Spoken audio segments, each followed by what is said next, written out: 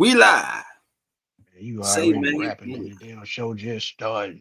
it ain't no jive. Bullshit. We live. About to put everybody to bed. Man, you Late tell night. you on that bullshit. Hey, man, it's late night, man. Late night Falcon talk. You should always be excited for some late night Falcon talk. It's always good to talk Falcon no matter what time of the day or night it is. It be 2 in the Yeah, damn morning for all I care. What's bird going on, folks? What's going on? What's gang, gang, going on? gang, gang. What's happening? How y'all feeling? How was your day, man? It was Friday. I know, I said we was in that traffic because I know I was. I was like, bruh, what's up? Where everybody going? Smitty, how you Friday was, man? Hey man, I can't complain, man. It's been rough, internet in and out, but Yeah. we gonna make it work, man. I'm gonna use the mobile hotspot so we can get this show in tonight. Cause Yes, we ain't sir. talked to our folks all week, man. Yeah, we did. We talked to them the other day, but it's been a while still. But chat, what's up, man? Talk to us. How you John feeling, Brooks, Chad? what's up, man? Tonyo, glad you caught that show, man. I had a blast with the Water Boys the other day, man. Nah, it was dope. Dope show with the Water Boys the other day, man. For real. ATLGA, what's up, my guy? TJ, what's up, man? What's What's good? going on, Robert Robert? Blackman. DBG11, man, what's up? Hewitt. Nando, what's good, man? PED1, what's good? Mm-hmm. Yeah, it was time for the Hawks to get smacked, man. It was time. Yeah, Man, they won 11 straight. They ran out of gas, man. man, them Rockets pulled a you on you. Rockets are a good ass team, though, man. Oh, of course, of course. Of course. But they definitely got out and ran and they were knocking down everything. It was, man, it's almost like they couldn't miss. Yeah, PED won away for that running back too, man. But Ah, I got something I'm working on in the back, man. I'm gonna put it out sometime this weekend or maybe Monday. I got some thoughts on that running back position. Yeah, man, I love that Waterboy show, man. We had a ball, man. We was in our laughter after this show. So man, we had a good time over there. Tony Wright, man, what's good? Curtis Franklin. yes, sir, man. But yeah, man, you know how it goes. We in here talking about the recent moves, man. Atlanta Falcons are still making moves, little moves here and there. And just man, this Ian Cunningham, he's a very active fella, isn't he?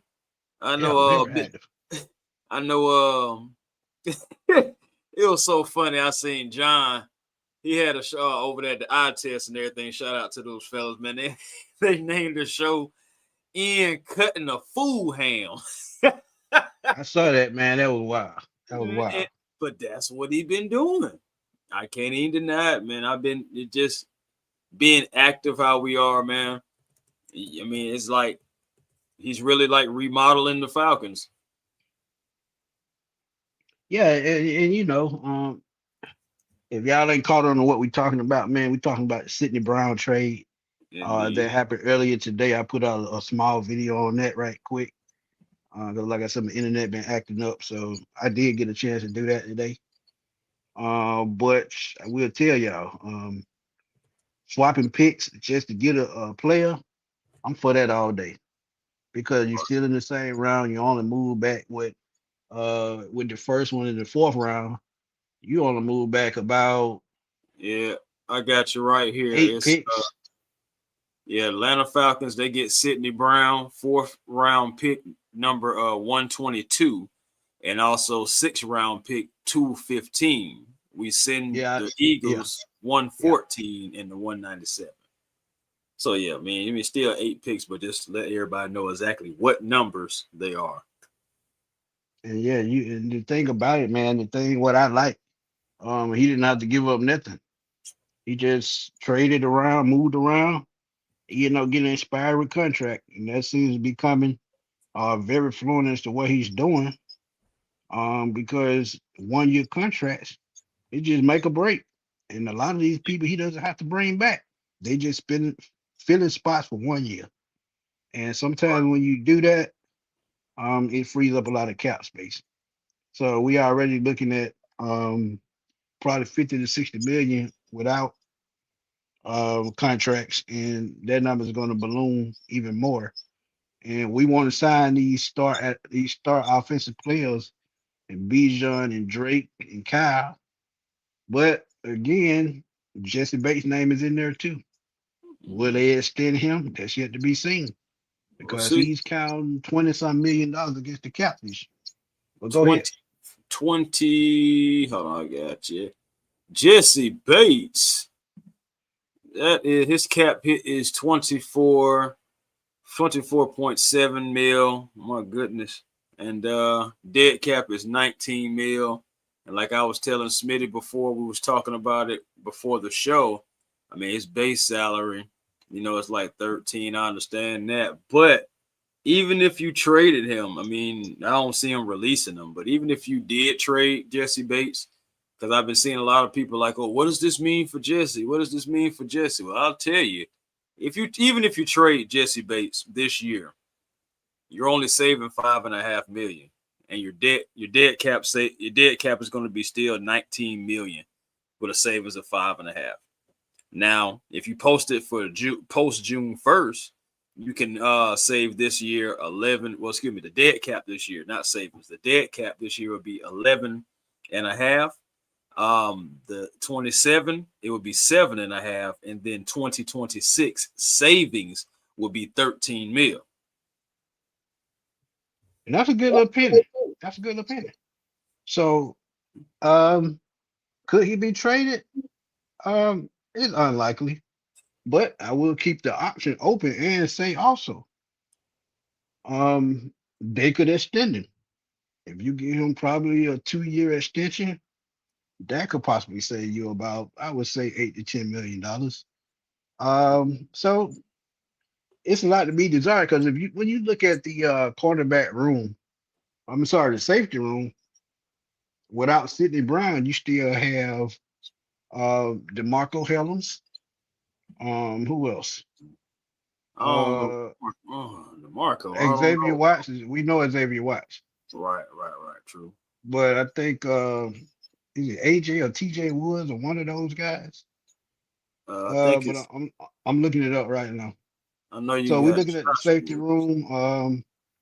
You're looking at, like I said, Bates and Watts, DeMarco Yeah. Hellum, Sidney Brown, who just fired, Jamie Robinson, former Florida State safety, and Tasheem Johnson. So, I mean, you limited with experience in that secondary. So, bringing in a Sidney Brown gives you more experience as well. And another thing, I don't know about you. one thing that I love that a lot of people haven't talked about, he's really improving his special teams. Remember, he signed Nick Folk, the kicker, um, Jake Bailey, the punter. He brought back Natron Brooks, who's a special teams guy. So they've added a lot of depth on his special teams. That's what I like to see. I mean, you had to So change the coordinators. yeah, but go ahead. I would say definitely had to change the coordinator as far as special teams goes. It was one of our Achilles heel. One of our biggest Yeah, Achilles heel last year. Being able to flip the field, all that stuff matters. They have three phases of football for a reason. It's not just out there just to throw it out there. And if one of those phases is hindering the other, you lose the game. They all have to thanks. be on one accord. And Sidney Brown, he is only 25, so he still, even though he had a torn ACL in 2024, he still was able to come back and be more of a primary special team contributor. He did appear in 42 games for Philadelphia over 3 seasons. Again, only 25 years of age. And you look at it Right. as well, the Eagles, he was working, Ian Cunningham was working near that front office as well when Brown was originally drafted. So it could be a guy that he scouted and he just went back and just, went and got him on the last year of this contract type thing. And it's only going to be like a prove it thing anyway. We'll see where it happens from it. It's a depth piece, I think. I don't think it means that we're going to move off from Bates and all of a sudden that Sidney Brown is going to be your starter. I don't see that. So again, Right. I think it's going to be more so of a depth piece. And again, what I said about Jesse Bates' contract, I mean, you could get rid of him, but it just really makes more sense just to let him play this season out. And if you really truly don't want him, just don't sign him at the end of the year because he's a free agent. Well, honestly, Chris, I'll be honest with you, man. At the right price, I would try to re-sign him. If that 16 million a year goes down to about 12 million, I would definitely think about it because that's a bargain for a guy, of his stature. And we were talking about special teams with Nick Folk and Jake Bailey, bringing in Sidney Brown, but think about this as well. Christian Harris, Channing Tindall, these guys are known special teams guys. Well, Darnay Holmes, Mike Ford, who we still have. So I expect the special teams, to get a big boost from bringing in these players this offseason. No, we definitely gotta have it, bro. Because I mean, again, just that special teams, man. I don't know how many shows we came on here talking about special teams, talking about Raheem, talking about Zach. Just overall, man, it just overall, it just like it was a time. It was a time last year, but Right. we on a new horizon. Falcons still trying to bolster that secondary as well. And remember, we did lose D. Alford again. Shout out to Glow up there in Buffalo, getting that contract. Did lose I him, think and that then was an think excellent about it. spot for him. Yeah, I yeah, think that for was sure. he'll definitely get some playing time up there because their corners, they're retooling that part of their defense.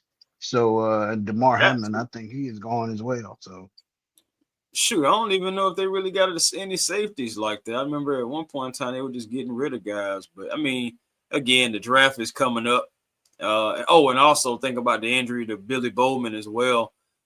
There was a buzz on Twitter, like could also, I mean, it was small buzz, but still, could Brown be coming in because Billy Bowman is not going to be ready by the time the season starts with the Achilles. yeah, but yeah, he could, but I think that's Darnay Holmes' spot. Darnay Holmes started the slide and Billy is not ready. So that was their main reason for getting him. So you think But he before we already? go So on, wait a minute. You think but he's starting automatically? You don't think Brooks going to have anything to say? uh I think Darnay Holmes is a little bit more polished. Okay. He has starts and he's played in more games and he even is a spot starter. So I think Holmes would lock down the position until Billy Bowman is ready. We'll see, man. I still But just believe. like the quarterback position though, think about it. Just like we talk about Penix and Tua.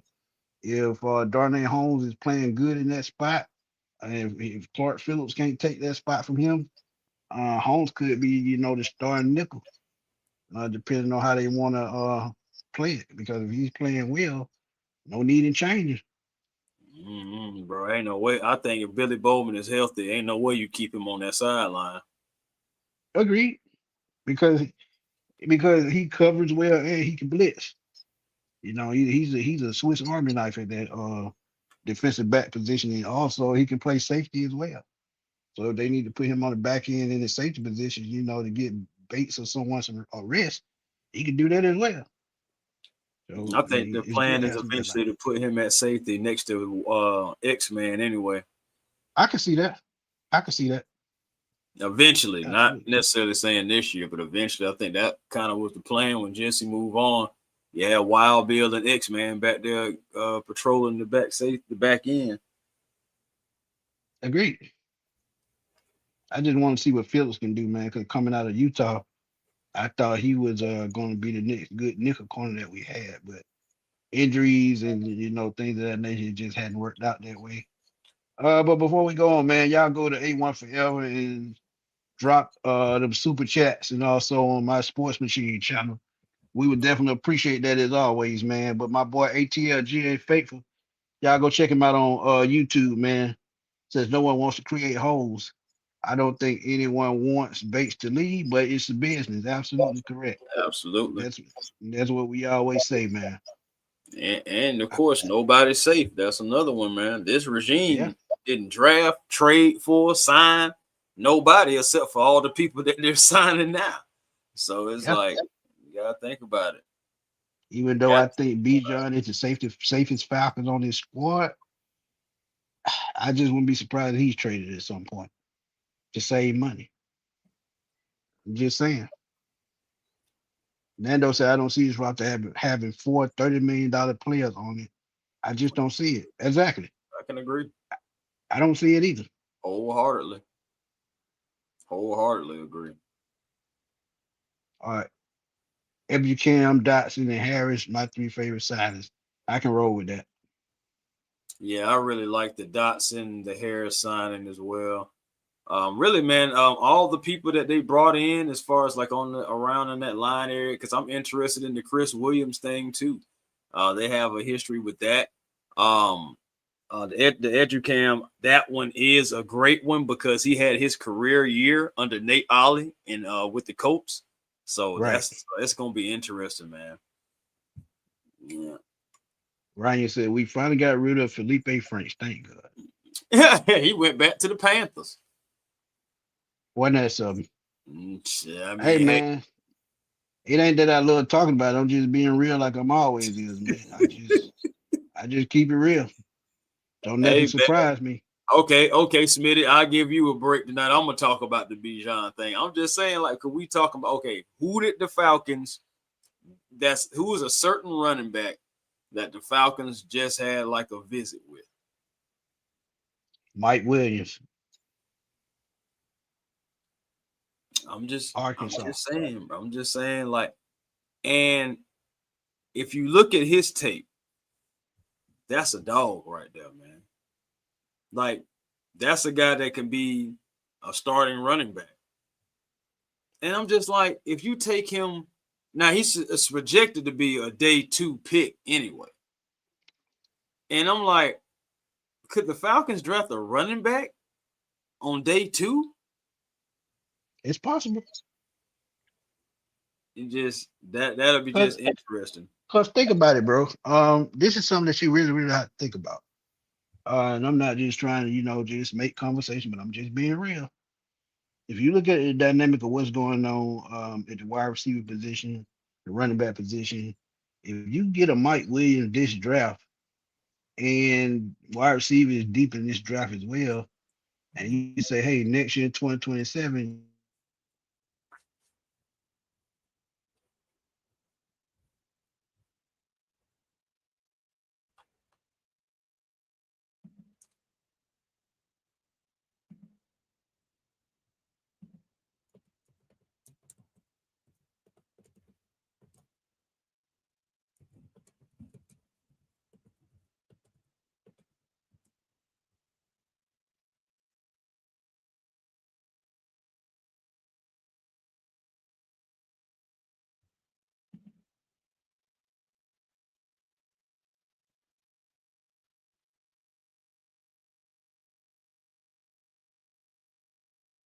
Smitty, you there?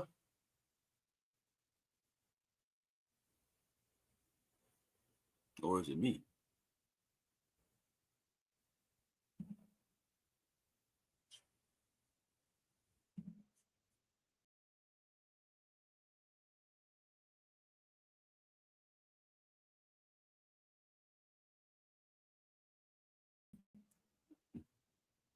Yo, can y'all hear me? Okay, you hear me. All right, yeah, I don't know what's going on with Smitty. Right now, man, Smitty internet. Yeah, man, Smitty internet, man. Right now they've been messing with my guy internet, man. I know, right? What's good, y'all? What's good, man? But yeah, man, I was just talking about uh the running back.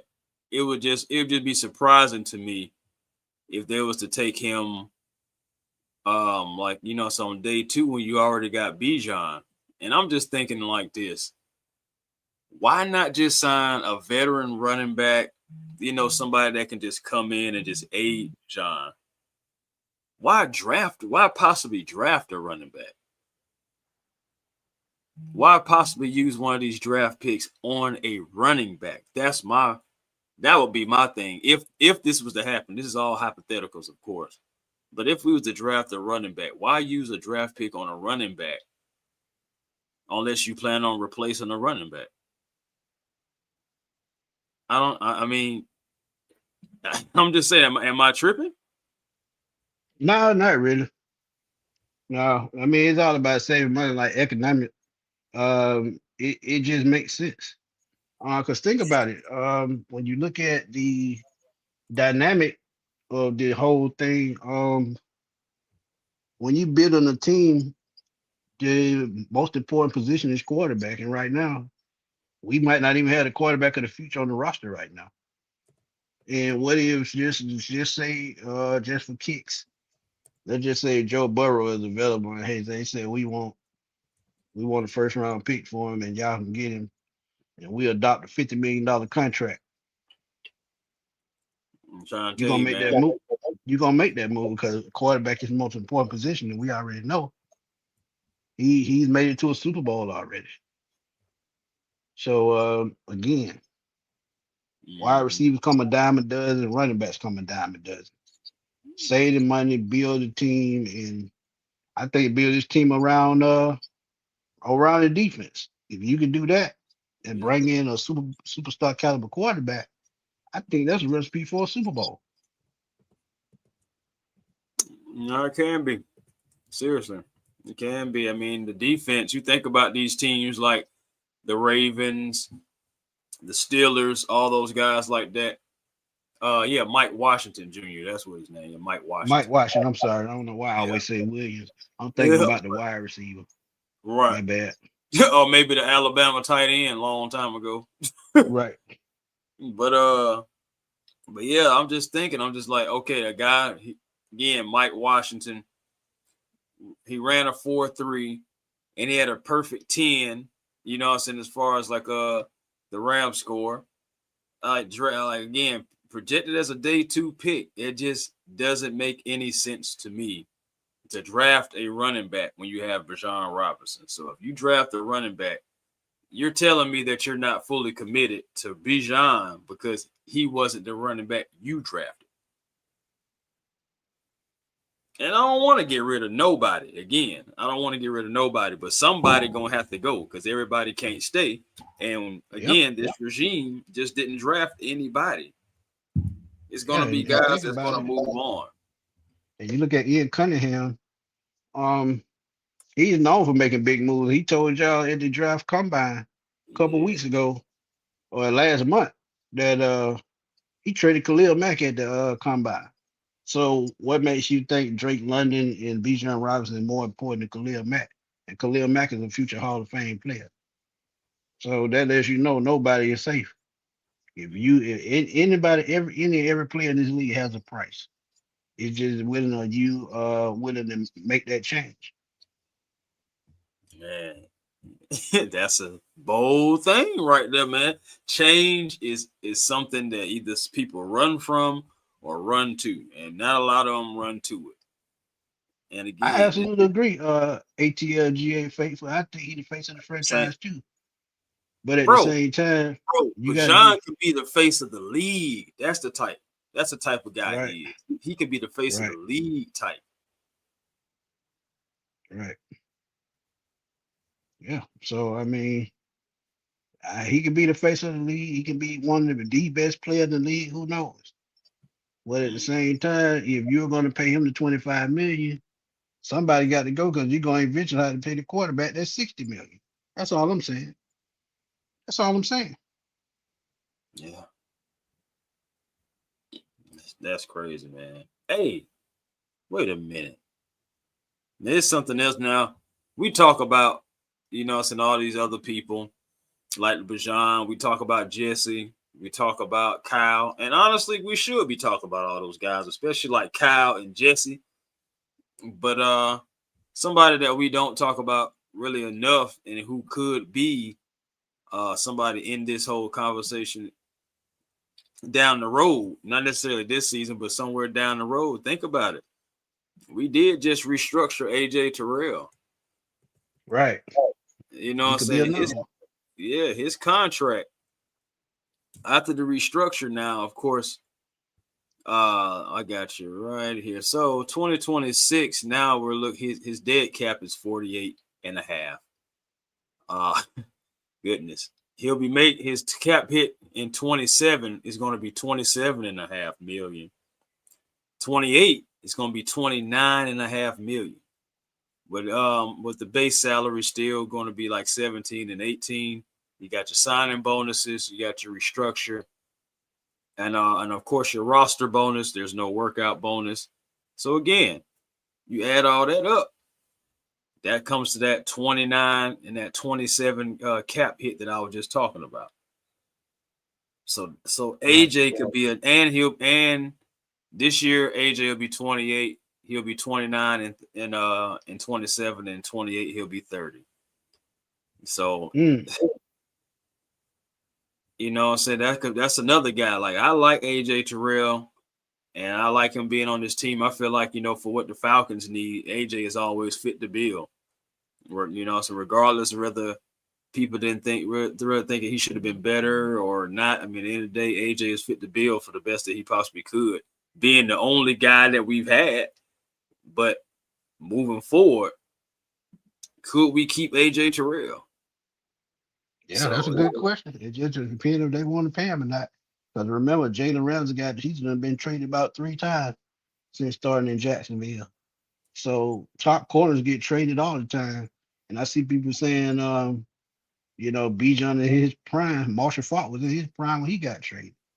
Eric Dickinson was in his prime when he got traded from the Rams to the Colts.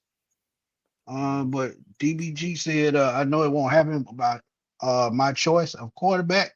If I had to pick, if he's ever available for trade or free agency down the line, Josh Allen. Just in my imagination, but just imagination, wishful thinking. And I get it. And he could be, because if you think about the dynamic of what just happened, now that they fired their coach because of Josh Allen, he has to produce. And if he doesn't win a Super Bowl in the next 3 years, he possibly could be traded. Josh Allen traded. Ain't that something? That would be something else. That could happen. Josh Allen, Joe Burrow, Lamar Jackson. In the next 3 years, could any one of those quarterbacks still be with the same team? That's an interesting conversation. All right, and this is another thing.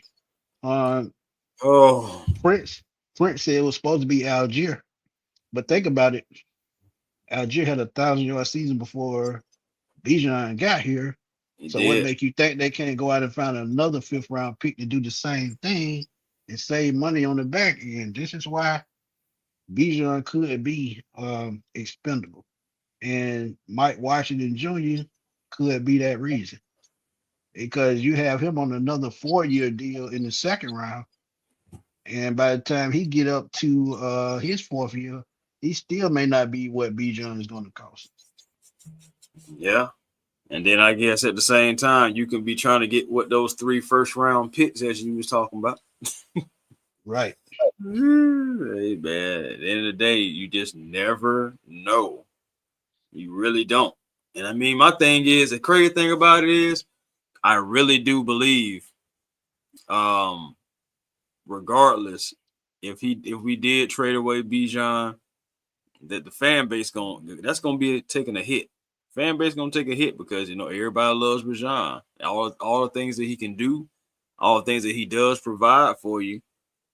But again, just like you said, I mean, yes, Tyler Algier broke Willie Andrews' rookie record. But yet at the same time, another running back was drafted just because he was a little bit more dynamic. Now you don't have Tyler Algier. You got Bijan Robinson, but it's all a business. The same cycle can happen yet again. Bijan Robinson, the best back in football. Huh? You just drafted a running back. What you talking about? It happens.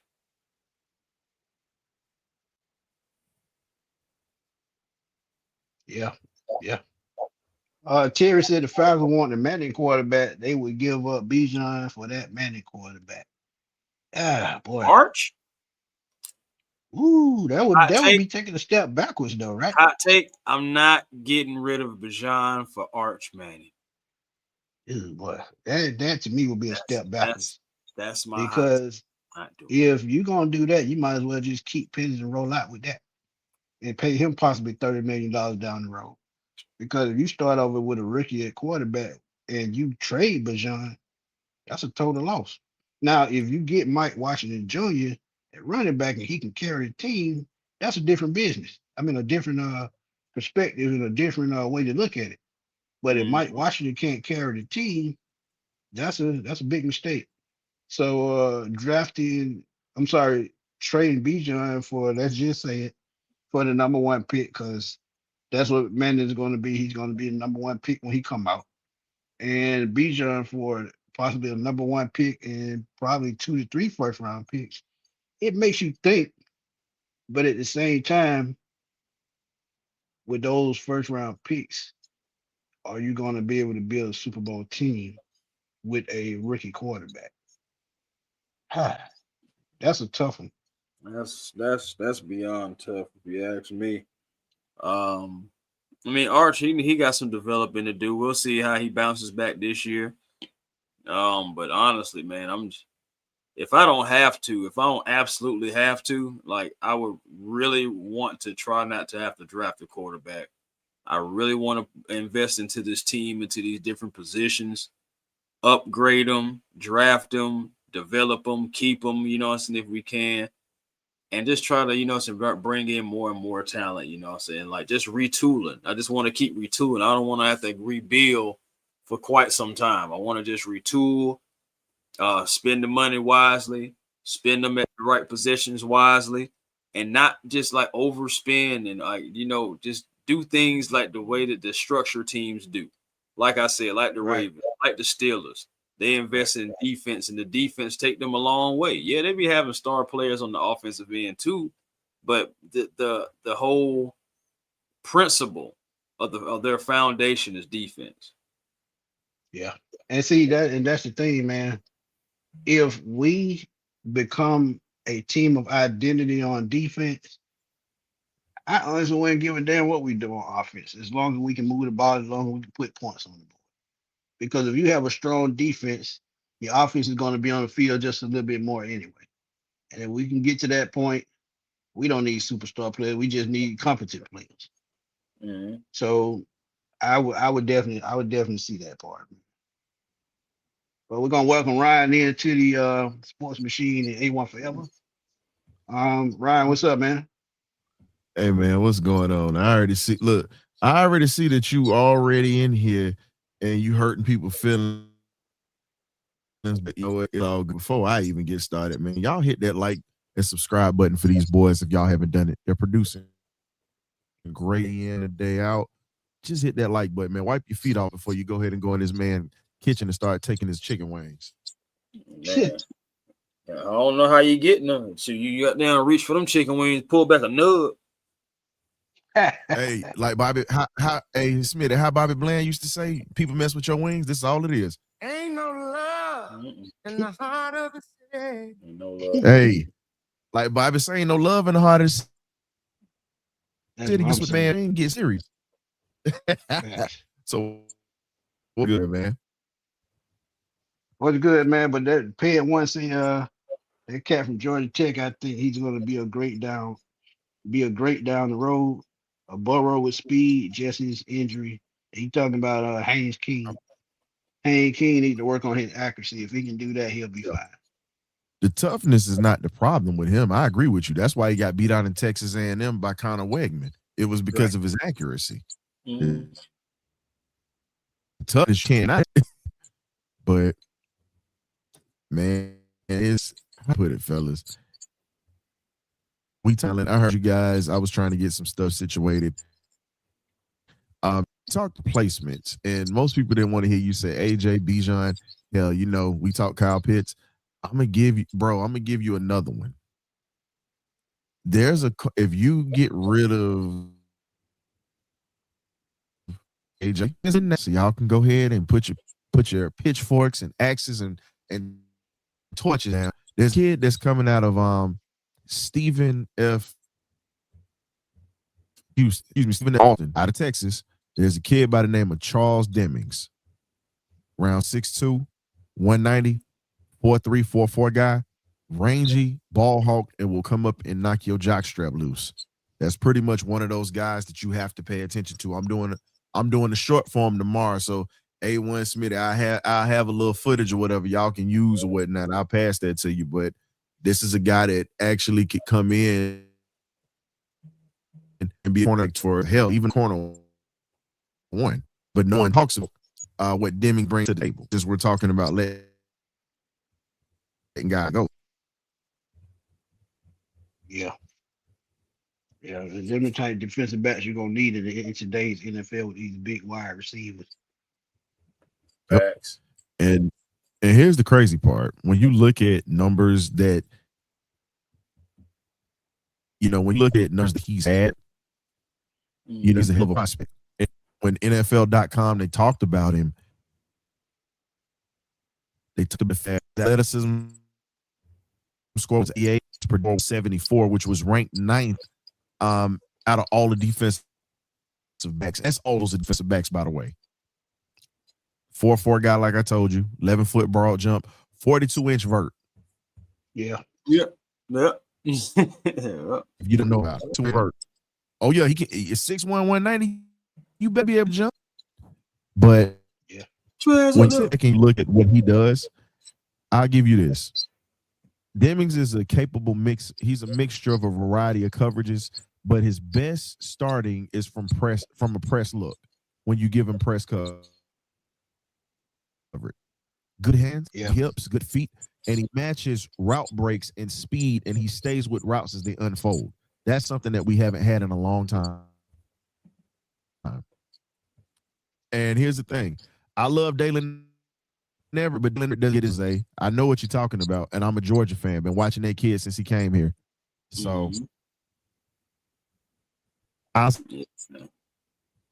that Dalen Everett is a hell of a corner, but still learns how to get there around all the way. He's not consistent, and he's a hell of a player. One of my favorite dogs. But let's keep it real. Everett does not get his head around. That's the thing that killed him, because truthfully, he would be a first-round pick. And that's why I hate it. If we get a talent like that, that's why I hate we lost Jerry Gray, because we know Jerry Gray gonna get the best out of any defensive back, whether it's a young guy, older guy, no matter who it is. Agreed. But ATLGA said, who is one of y'all favorite cornerbacks in this draft that we could get besides Pons? Smitty, he is too small. We haven't drafted a defensive back. He's over 6 feet in a while. And don't get me wrong, ATLGA. You make a great point, but at the same time, when you talk about his skill set and him having a 43.5-inch vertical, that makes up for lack of size. And then he's 4'3". I'm sorry, he has 4'3" speed, and he has great closing speed, and he's always around the football. I saw a kid setting the edge of the 5 foot, 180-pound defensive back in college, and I know the guys in the NFL are bigger, but when you have a certain skill set that transition to the next level with ease, these type things, I think, I just think you need. And if he falls to the 3rd round, I say you take him. I think here's a name I haven't really heard much about, but I'm starting to look into him a little bit more. I'm kind of starting to like him a little bit too, and I'm talking about Jalen Kilgore, cornerback from South Carolina. I'm looking into him. Yeah, I'm looking into him. Saying again, measurables and everything seem like it's lining up and whatnot. But he's from Georgia, Eatonton to be exact. And Kilgore, man, Kilgore like another guy that sticks his nose in the run game and likes to to shoot the gaps, fill the gaps, and rise some downhill. Also, like jams like those slot corners. He's like mostly in the slot as well. So if you wanted to go there and probably try to feel like another slot area, or if you just want to need a guy just to be another free roamer, you could go Kilgore. And he also has some ability to be on the outside, but mostly he's like press, nickel, slot. That's mainly, his thing. But he's another interesting prospect if you want to get another corner in that room, just to let him roam. Agreed. Can you guys hear me now? Yeah. Oh, what's going on? Yep. Yeah, man. StreamYard been StreamYard. Yeah, I just need to make sure the sound because I saw everybody was saying that I was going in and out. out. Yeah. Auntie So Joy, now, what's good, man? Auntie Joy, where you been, man? Where you been? And hiding. I know what to do. But again, man, So somebody for you. since we since we talking about the cornerback position and we talked about Dalen Everett already, we're gonna transition to the Falcons being up at UGA's pro day. We didn't get a chance to get to it. So we can talk to it for about 20 minutes or so. Dalen Everett is the guy we started off with, 6'1", 195 pounds. Uh Blazing speed, good closing speed, but as Ryan said, you talk about technique, you talk about getting his head around something that he needs to work on. Um, Chris, what's your thought on Dayton Everett? Right quick. Oh, you already know. Like I said, I like the kid. I think. I mean, it's not false about him and that head getting turned around, but that's where you're like, if you do draft him, that's where you got to believe in your coaches like Justin Hood. Facts. He's pretty much the reason why that Jerry Gray is not here anymore.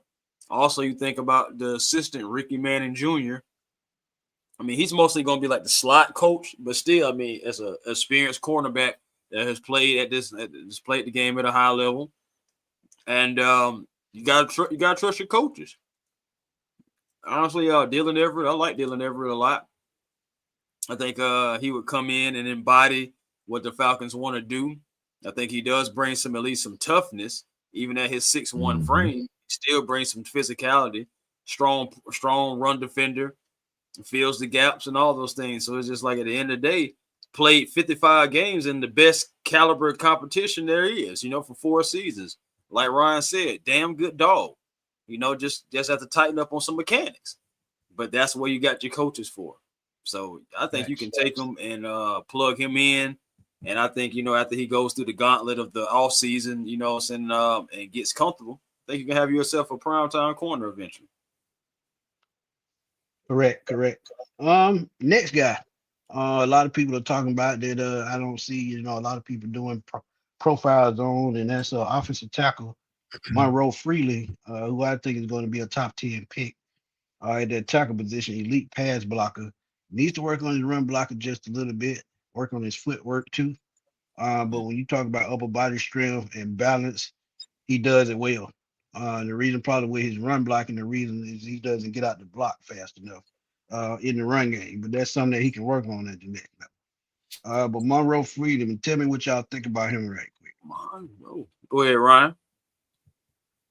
I think Monroe Freeling, when you talk about Georgia offensive lineman count of what has been produced at Georgia,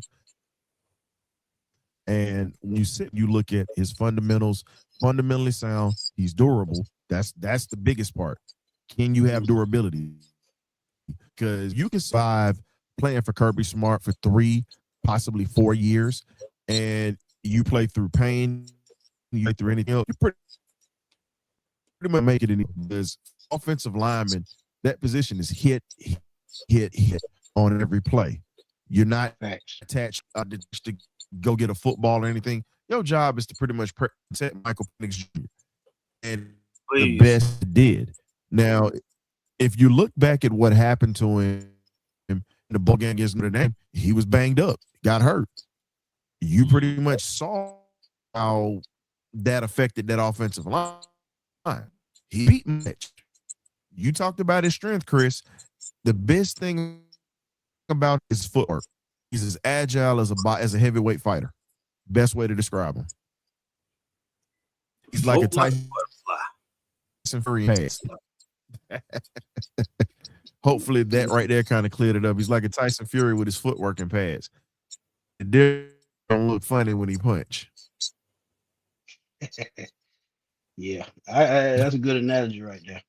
Yeah, And at 6'7", he has long arms. So at 6'7" with long arms, he can't help but to get better. So I think Monroe Freeman, he will be a top 10 pick, and if he goes to the right team, I think he'll do his thing. Miss Carey, what's good, Miss Carey? We ain't see you in a while. Here Thank in you a for the minute, man. donation. Appreciate it. My But thing is go ahead, too Chris. no, I'm about to say my thing is too about Freeland. You think about it. What is also that what's the type of schemes that he flourishes in is also zone blocking. You know, so our zone schemes really would fit him if he wanted to go that way, that wide zone system, and to ask him to ride those speed rushers, man, and then like to be pulling as well, man. I'm telling you, I think if Callahan could get his hands on a guy like that, and he plays left tackle, so you would have somebody for the future for who. So Yeah, like, yeah, but and I think he would start off on the right side, dude, and move to the left. Man. so be Once it. I Jake mean, is done. even if no matter what you want to do, if you felt confident enough to put him on the left side and Jake on the right, then I mean, yes, another conversation you could have. Because again, there's no point in cutting Jake at all right now. Nope. Financially, it's just murder's row. Facts. If you got it, so it's like you're going to have to play Jake. But Well, Agreed. I agree with you on that wholeheartedly. yeah, man. Talking about boy, like I got a guy though, like who's not been talked about a lot, and I know like the Dogs, like they used him, but I know like he wants to be like a wide receiver, but he really can be used as a running back as well. And Ryan may know where I'm going with this, who knows? But I'm talking about Mr. Dylan Bell. Mr. Dillon, you can ring my bell. My hands are up and down like the price of gasoline right about now. He catch when he want to. Hey man, that's another thing too. But Chris, he was but to put it out there, he was a running back in high school. They converted him to be a wide receiver. That's what people don't know. And that's why I finished. I was like, yeah, he really should be used more as running back. But again, Bell, I feel like, when you get the ball in his hand, though, he has that big play ability. You've seen him, like he can get loose, and he even though he ran the 4.5, I don't know, man. He has like some deceptive football speed because I don't see him pull away from guys. So can you compare him to let's just do this here, Chris, because I hate this when people talk about this 40. I'm gonna say it like this, and I'm sorry to cut you off. Y'all go back and look at the great Jerry Rice. Jerry Rice ran a 4.7 in his 40. Yes, he did. A 4.7 in his 40. But when you put the tape on and you see Jerry Rice run, you saw him pull away from people. So when you sit back and you think about that, Jerry Rice is one of those guys that had game speed. You wasn't catching him. Matter of fact, ask our old defensive back coach when he had to line up against him twice a year when Jerry Gray was around. Ask him what that was like trying to play in front of that dude. Oh, it was tough back then. Oh yeah, that's what I'm saying, man. And that's a prime Jerry Rice at that point. But I give y'all another close to home though. I give y'all another close to home. He reminds me a lot of Terrence Mathis. Remember he came over from I knew you was about to say that. I knew it. And Terrence Mathis, okay. He wasn't super fast, but when he lined up in that slot or he lined up on the outside, you better be able to knock him off at the gate. Because if he gets past you, it's over with. And you talk about a technical route runner, Terrence Mathis was that dude. So I can see Dylan Bell as a Terrence Mathis type receiver. But go ahead, Chris. Nah, I'm about to say, Terrence Mathis definitely one of the reasons why I'm a Falcon fan. I ain't gonna lie to you. For real, man. It's crazy that he came from a special teamer pretty much on a bad team and then ended up turning into one of the best Falcon receivers that we've seen. On a bad Jets team. Yep. Yeah, man. Jets always just been bad ever since Joe Namath. But that's a long time, by the way. But no, they haven't. They haven't been that bad that long. Hold up now. I got to pull my historian card out on you right quick. No, they was going to the playoffs in the 80s like that with Mark Gastineau and them boys.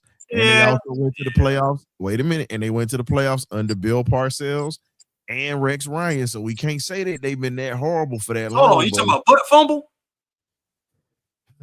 Here we go. I'll put it this way. I'm messing with you. I'll give you this.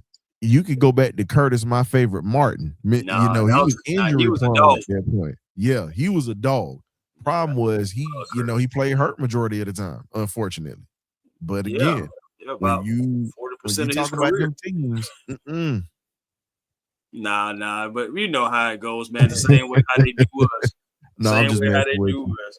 Nah, No, I'm but just messing with you. but I want y'all thoughts though. Like seriously, I mean, I know about the hands and everything, but for Falcons, I'm thinking like if Dylan Bell, if it's the 6th, 7th round and you see Dylan Bell there, I think you should pull the trigger. A He's a 6th, 7th gadget round, player, bro. huh? I'll give you this. If I got to compare Dylan Bell to a former Falcon, it's not going to be Terrence Mathis. I know Smitty went Oh, down no. that route. I got to compare him to this because he's a Swiss Army knife. He returns kicks, punts, which he's done at Georgia, and he also was a running back and a receiver, and he's thrown for a touchdown. Mm-hmm.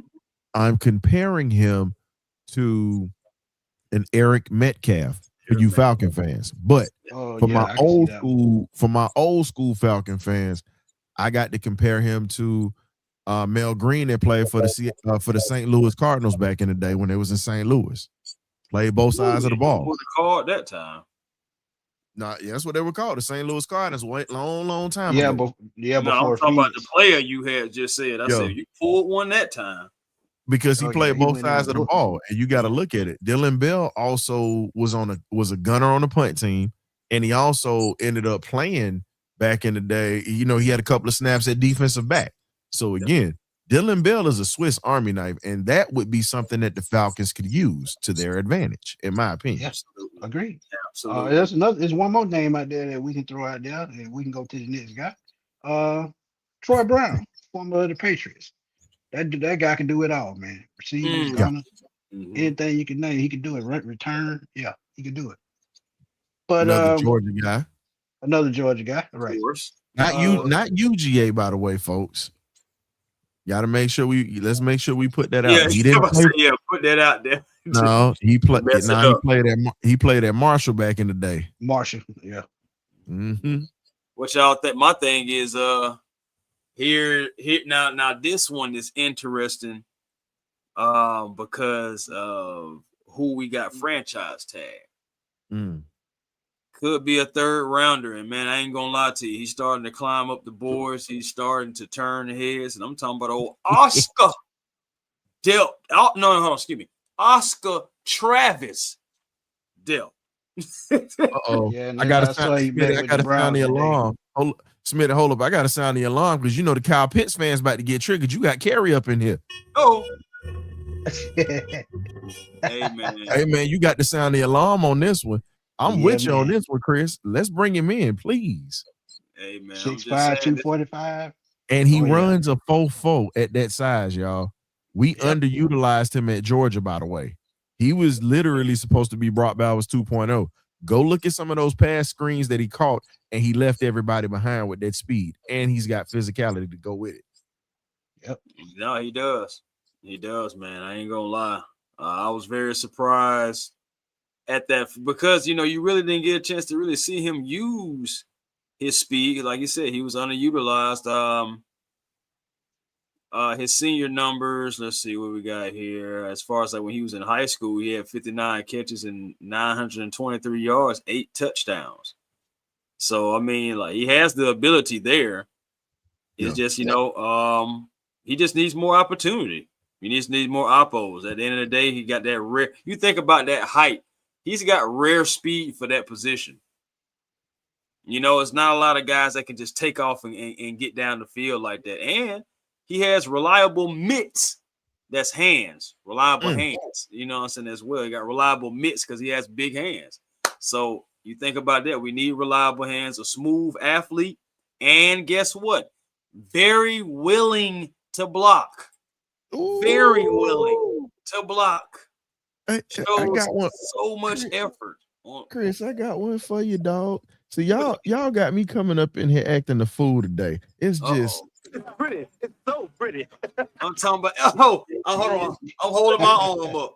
I'm holding my arm up. I got you one more time. Just you said he got great hands and he loved to what? Come up and block. It's pretty. It's so pretty. I'm talking about.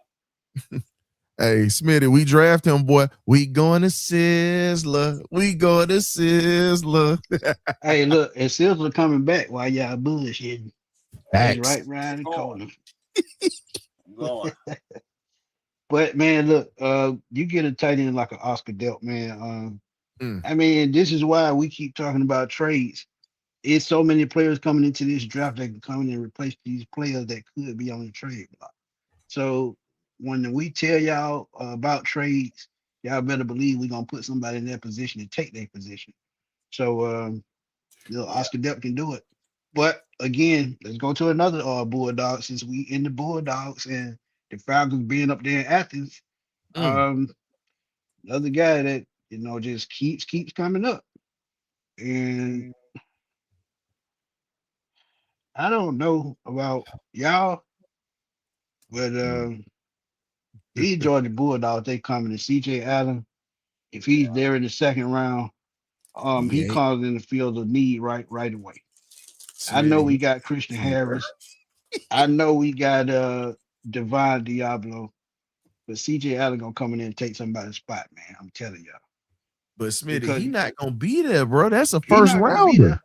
But I'm just saying, we see Xavier Watts. I had him as a first round pick last year.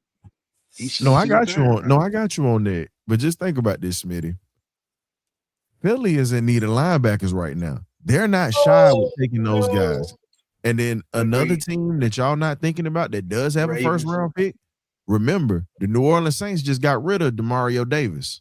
Right. Think about that. Say word. They already hosted Oscar Delp and they talked to CJ Allen. You don't think that they not finna try to look that way, Smitty? Oh, absolutely.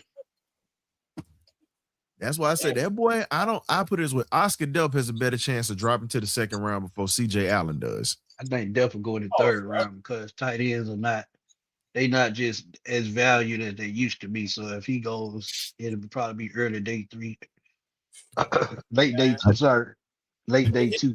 But it depends because remember this tight end group that's coming out this year. It's not a lot. I mean, it's some guys, but it's not a lot of guys that can do what Delk can do. So exactly.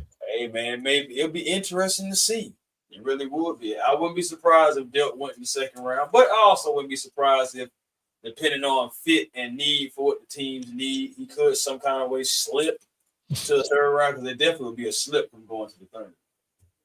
I give y'all this. I know you went to Oscar Delp, but I got to put this out here because my love for this kid's great uncle, he's one of my favorite players outside of Walter Payton, and that's the great Cliff Branch. His great nephew is Zachariah Branch, who plays at Georgia, and people don't know this. Before Cliff ended up going into the Hall of Fame after he died, unfortunately, he didn't get to see it. Which is crazy. It was, and when you talk about Branch, like people don't know this. Cliff used to actually train Zachariah when he was coming up, him and his brother. He would train him. And if you know anything about Cliff Branch was Tyreek Hill before Tyreek Hill was even thought of. Oh, yeah. And he's taller.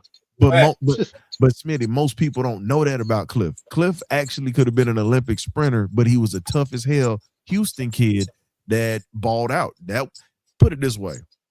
Everybody talks about how Travis Hunter was at Colorado coming out, right? Cliff Branch was that guy, just like Travis. The difference was he was just a receiver. That's the difference. And you talking about track speed on top of that. And actually qualified, matter of fact, qualified to go to the Olympics. My Uncle Mel trained him. So when you talk about Cliff Branch and you talk about what he does with that ball in his hand, Zach Branch is literally Cliff Branch reincarnated, folks. If you don't know who he is, please look up the footage. That's all I ask you to do. Just do yourself a favor. If you like Zach, go look at his great uncle's footage and you tell me if it's a difference if you take those numbers off their backs and watch how they run and play. And to add to that, if you don't know, when you finish watching that video, just make sure you say, "Oh, now you know." Exactly. Right. I'm sorry, Smitty, but that, like, looking at him is just seeing Cliff all over again, bro. You got to see Cliff in his prime, Smitty. I didn't get to see him. I had to look at him on footage, and I was told about him by my uncles and guys like that, and they talked about his toughness as a little guy. You start your career with Jack Tatum, George Atkinson, who just passed away, rest in peace, and Willie Brown and Skip Thomas, and they was killers. And he went up against that every day. Facts. So I look at Zach. Zach went up against killers every day at Georgia because he was good at USC, but he took it to the next level at Georgia. You got to. You know, you playing amongst the best of the best. You know, Kirby gonna put the best players out there, and if you don't show that you're one of them, you won't be there. But Smitty, you talked about you wanted a game breaker, and I know you want Drake up out of here. I know, I've heard it. It's okay. No, it's okay. No, but I understand why Smitty would say that is because of the financial side of it, and he's looking at the production. But here's the question: say you keep Drake here for another year or whatever. You say they draft Branch and they bring him here. Do you think they get rid of him if Branch has a hell of a year? In your opinion, if that was to happen, we just playing the Fugazi game for a split second. I don't think they will because I think he's not big enough to take over the number one spot. Okay. He can be a weapon, but he's a legit number two guy. They need a guy that can, he can do it all, but I just think it'll be too much on his shoulders at his size. Well, they damn sure didn't throw downfield to him a lot this year because you had a quarterback they couldn't go through his reads, and the only thing he could throw was slants, and he just throw up heave passes. They was missing the arm of Beck. I can say that. Ooh, you ain't lying. It was missing. I kept it right there, and I ended it right there. They was missing the arm of Beck. I can say that. Could you imagine if he had those weapons last year? What in the world? Well, you got some chipmunks going on over there, huh? What's up? You said it was shorting out? He said he had the chipmunk going. Oh, Lord. Man, let me stop. See, StreamYard is StreamYard, and Chris, you see how this is going? Man, I already know it. Man, thoughts, thumbs down. Man, we just got to tell StreamYard, just don't be ignorant your whole life. Y'all got to get this together. We pay too much money to have this service. Yeah, man. It just be like the internet trying to catch up with one another. So I got a question for you for the next player. And I know Smitty's back in here. Cool. Smitty, how do you feel about Christian Miller? He's gonna be the next one that's coming out. That's a good one. That's actually one of my favorite players in the draft. Because as I'm looking at how he plays at 6'4", 325 pounds, he's exactly the small space run defender that they need, man. That's what he excels. When you saw the Bulldogs stopping the run, he was always at the middle of the pack. And with that strength that he has, you know who he remind me of, and he didn't play very long. The way he plays with those violent hands, Chris Jenkins, who used to play for the Packers and the Giants. Yeah, that's a name I hadn't heard in a minute. You pulled one out the bag, bro. Man, but Ryan, the leverage he plays with, man. Yeah, I just hadn't seen nothing like that. The strength, he dude strong as an ox. And when I saw him play, he reminded me of Chris Jenkins. And the crazy thing about it, Chris Jenkins Jr. plays in the NFL right now. But Christian Miller, to me, he's the closest thing to Chris Jenkins I've seen. If Chris Jenkins didn't get injured and suffered all those injuries, he would have been a Hall of Fame player. But he just couldn't stay healthy. But when you have natural strength to be able to stack blocks and control your run gaps, that's what the Falcons need, man. And we've been talking about run defense with the Falcons for the last 10 years at least. So Grady been out of position his whole time, man. That's what people don't realize. Yeah, facts. Never got a big body to go next to him. Facts. But go ahead. All I got to say is Ellenwood area. When we talk about Christian Miller, man, because again, homegrown, you know what I'm saying, from over there, Cedar Grove High School. Again, stayed home because he wanted to play with the dogs. And wouldn't it be something if he stayed home again and end up being an Atlanta Falcon? You want to talk about a dream come true for somebody who's from the city, rep for the team and whatnot. Again, another guy who's run defense. You want to talk about bread and butter. That's what we're talking about right there. Hitting those gaps, going ahead and stopping the run, stuffing the run. And he has that natural strength, man. He's a really strong guy, man. Like, seriously, stats to blockers as well. But my thing is, only thing I want him to get better at, and I've always wanted this, because the only reason I feel like this is because I actually think he could do it, is just get better at the pass rush and actually be a more effective in the pass rush. Because I've seen him show flashes. He can do it. It's just he has to do it on a consistent level. So he has inconsistencies there, and with a little bit of his tackling, not much, but still just enough to where if it doesn't clean up on the NFL level, it'll be amplified because these guys are breaking tackles. Look at Bijan Robinson. So I was just saying, like, just get better at the tackling and like in the pass rush, the run stuff, and he got that down pat. So regardless, man, I like Christian regardless. If he was to fall, Yeah, that's my guy right there, man. I mean, if they can get him in the second round, I'm thrilled. If it's not him, it's the kid from Ohio State. He would be the next guy. But those two guys, to me, if they want to go in the trenches on defense, those are the two guys they got to look at. Well, I'm with you on that, but I got to give you another honorable mention. Y'all know how I get down with that. There's an honorable mention. You don't have to draft him. You could bring him in as an undrafted free agent. There's another young man that's coming out of Savannah State by the name of Tony Roundtree Jr. You're talking about a guy that's about 330 pounds, around 6'3", 6'4", about the same size as Christian Miller, and definitely is a sleeper.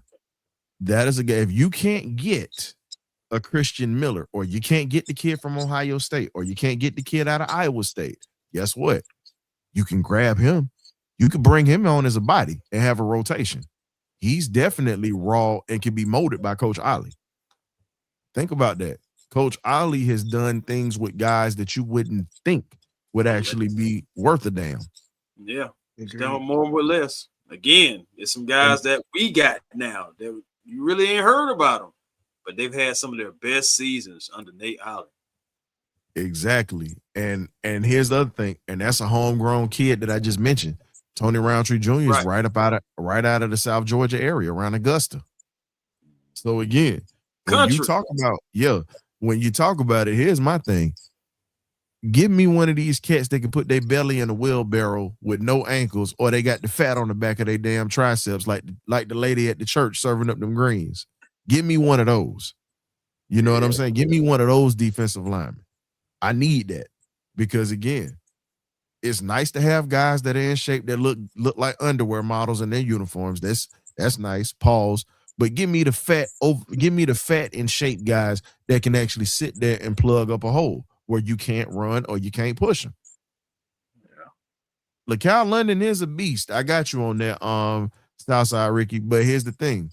You gotta have a rotation, because if you see how Coach Ollie and Coach Olbrich are, you're not gonna have a guy that's gonna play 48 snaps a game. You're gonna have a rotation, and you got to have somebody who's gonna be fresh, physical, violent with their hands, and guys that are gonna be able to keep their breath when they're playing, because them big boys get tired fast. They do, man.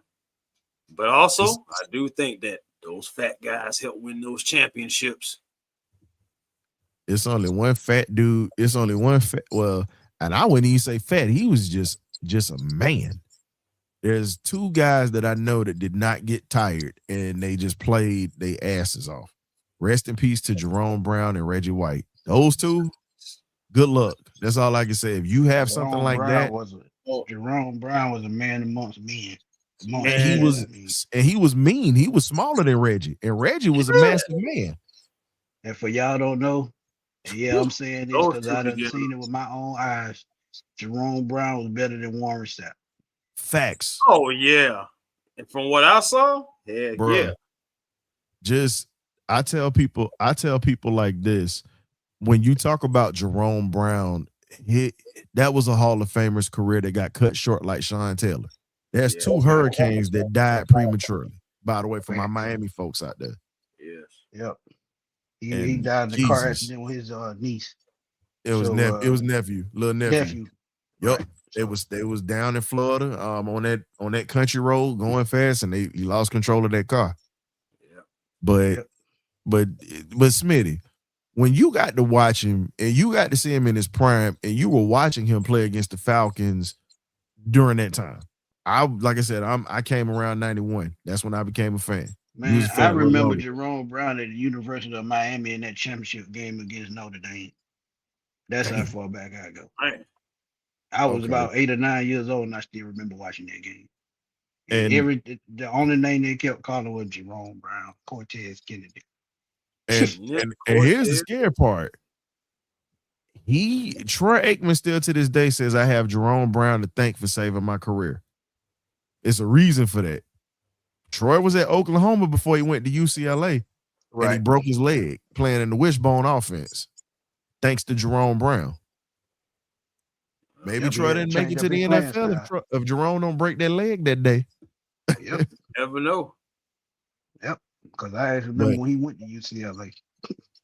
But if we could get a player of that magnitude, and this was my thing, everybody's talking about Jalen Carter. Philly's got him up for trade right now, by the way. They saying they're not going to trade him, but they just seeing what it is, but I think they're going to re-sign him. I told everybody like this. I think Jalen Carter was the closest thing that we got to see to a Jerome Brown. Yep. In this day. Yep. Well, and that's why I was pissed when we I take that back. I think Jalen, to me, he resembles more Cortez Kennedy. Really? Yeah.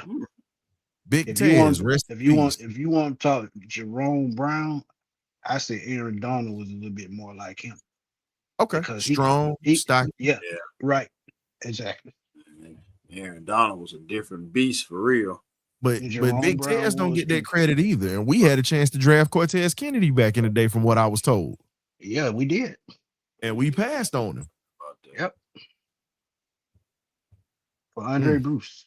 Didn't think Andre Bruce over Cortez Kennedy. Good Lord. Yeah, it's just you're still paying for that one.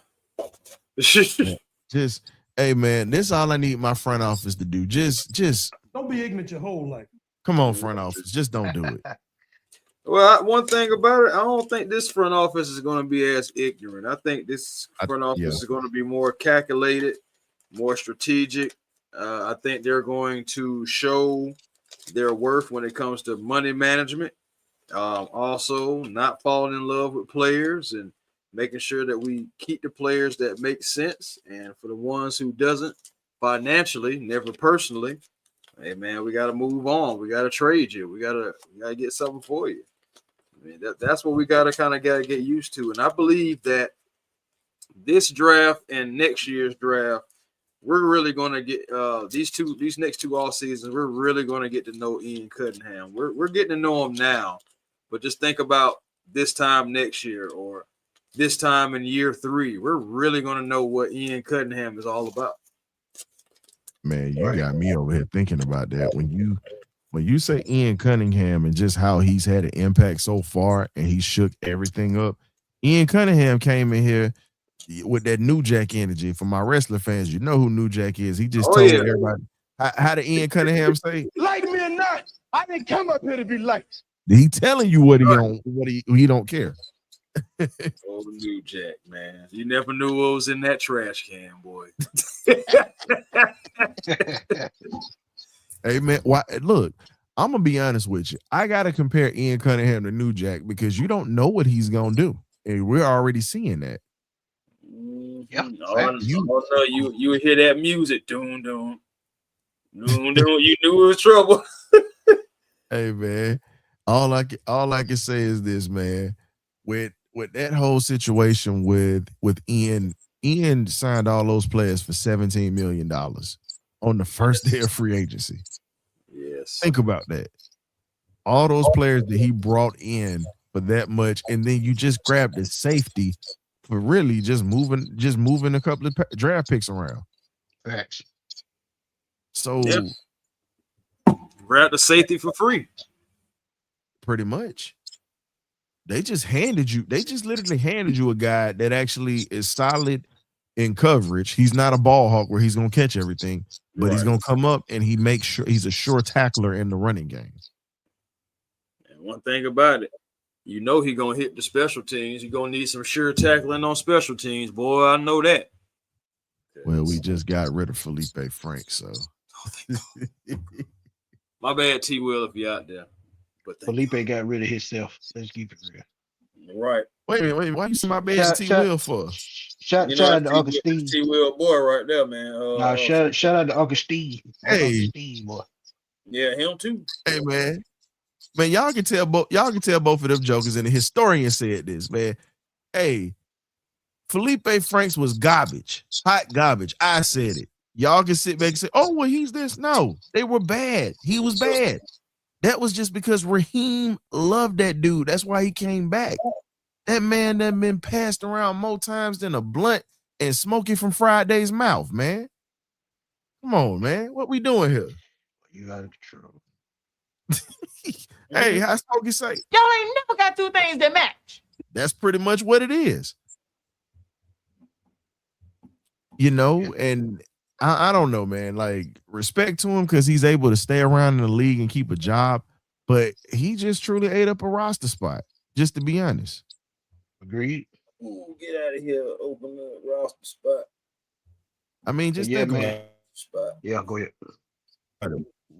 No, I'm just thinking about it, fellas. We always talk about how we want guys that are going to be on this team that's going to make an impact, even if it's just on special teams. You get what I'm saying? Even if they don't see the field. Special teams is the third phase of the game. We've struggled in that for years. For years. That's fact. And you guys have heard me say this for the longest. You know, if we're not the halfway house for somebody, we're pretty much the Piedmont penthouse crew for folks. And then you get people that come in here and steal checks like Social Security, pretty much. And Felipe was stealing checks. And he was. The question is, are we ever going to see Braylon Trice hit the field? Because he's stealing checks and he got property in Piedmont. Yeah, man. That's this year's mystery, bro. Last year was Troy Anderson mystery. This year's the Braylon Trice. Troy's still a mystery. Unsolved mysteries too. I swear to God. Last chance though. This Braylon's last chance. Shoot, this Troy last chance too. Yeah, he got lucky though. He should have been gone after the season, but you know the rules. Again, I'm just tired. I'm just glad we got a GM in here that's not gonna let folks steal checks no more. Good. That's what we need. That's what we need. Stop stealing them checks, man. Y'all taking out of Smitty's wing fund, man. Stop it. Y'all should have seen when the warm send off that Carrier had gave Kirk Cousins. That joke was funny, boy. I gotta go check that out. I heard about that. Go rob somebody else or something like that. She said. I was like, and Carrie was being so polite with it too. She nice nasty with it. Yeah. Shout out to Carrie, man. They're so nice with it. That's how you got to be, man. That's how you got to be. But yeah, man, another great pop-up show, man. Gotta thank our boy Ryan for stopping through, talking with us right quick. Yeah, man, Sidney Brown comes over from the Eagles in the trade. And will they go UGA 2 years in a row with their first pick? Yet to be seen, but anything can happen. But Ryan, man, you know what to do, man. Tell everybody what to find. Thank you guys for having me on tonight. As always, quick pop-up show. Y'all hit that like button for these guys. They put their heart and souls into this, man, to give you content. I definitely understand the struggle. We're in the same rat race, just in two different lanes. But man, y'all can catch us on the bird. You can catch myself and the magnificent Birdcage crew every Thursday at 8 p.m. We do pop-up shows. I did a show this morning, Bumper to Bumper. Y'all can tap into that. Also, we have a recent interview that we did Thursday night with Miss Lynn Jones, pretty much she's currently a reporter for the Jacksonville Free Press and also one of the assistant chief editors there. So she pretty much runs the paper. If you remember what happened after the Jaguars playoff game, that's the reporter who pretty much got ousted by the media, and pretty much they made her famous, and even Pat McAfee gave her a little spot. So y'all tap into that, and she definitely is a great interview. And like I said, man, we got more coming up, but shoot, please support these boys, man, because Chris and Smitty are two of the hardest working cats that's out here. And, you know, I appreciate them for always trying to help me out, the extended family, man. So I appreciate you guys all day, every day, man. So y'all be blessed, as we say in the cage, man. Birdcage, you either get right or you get left. That's how we do it. Yeah, I got little mama helping me out. Free labor, y'all. Ain't nothing wrong with that. She eat, don't she? Right. You right. Chris, you know what to do. Hey man, A1 Forever Sports, man. That's the platform on YouTube. Come over, like, comment, subscribe. Also, the Hawks Digest. Yeah, the Hawks got hit with something off the top rope tonight, but it's all good, man. Still 11 wins is great, because guess what? The Hawks are right in the thick of things as far as the 6th seed. Still have opportunity to improve on that, or just stay right there. Maybe, who knows? Regardless, it would be nice if the Atlanta Hawks can get out of the Atlanta Hawks Invitational, the play-in, and actually make a playoff appearance. So we'll see what happens. A playoff appearance straight out without the play-in. So we'll see what happens there. But yeah, Hawks Digest on YouTube. Also, Twitter, A1 Forever. Instagram, A1 Forever, and the real A1 Forever on TikTok. As always, thank each and every last one of you guys and gals in the chat. And also thank you to Ryan coming on, joining us. And always my main guy, Smitty. He did his thing on the Water Boys. If y'all guys ain't checked that out, make sure y'all definitely go check out the interview that Ryan did with Miss Lynn. Awesome interview. Awesome interview. That lady, she has a lot of flavor. Miss Jones has a lot of flavor, trust me. And but yeah, man. But either way it goes, like I said, man, make sure y'all are tapping in with us. We're gonna be back at y'all with more stuff. This summer we're gonna be doing some things, send all of us. So it's gonna be fun. I can't wait for training camp again, because I plan on going back. I ain't gonna lie to you. Yeah, me and Chris had a blast last year, man. Man, I had so much fun. Talk about a kid in the candy store. I was like, but yeah, man. That's what I'm talking about. Hey, Ricky. Hey, I did get kicked. I got blocked from the Falcon groups on Facebook, all of them, because they didn't want to share my content. But I made it, bro. Yeah, man. When God got something planned for you, can't nobody block you. So, I mean, let them hate. They motivated me, and I kept going. But yeah, y'all find me on Smitty Sports Machine on YouTube. Also at FatBoySlim_21 on Twitter. And like Chris and Ryan said, man, y'all please go check out the Water Boys, the interview I did with them. I had a freaking blast, man. Cut the food the whole time like I always do. But shout out to them, man. They growing and they doing their thing, man. So hey, Ricky, I mean, it is what it is. I mean, one thing about it, if you're a fan, and they can't block that. But for Ryan and my boy Chris, we're gonna rock on out of here, man, because it's time me to take my old ass to bed. Cause I got a long day tomorrow. But I'm gonna holler at y'all soon, man. Peace. Peace, y'all. Go.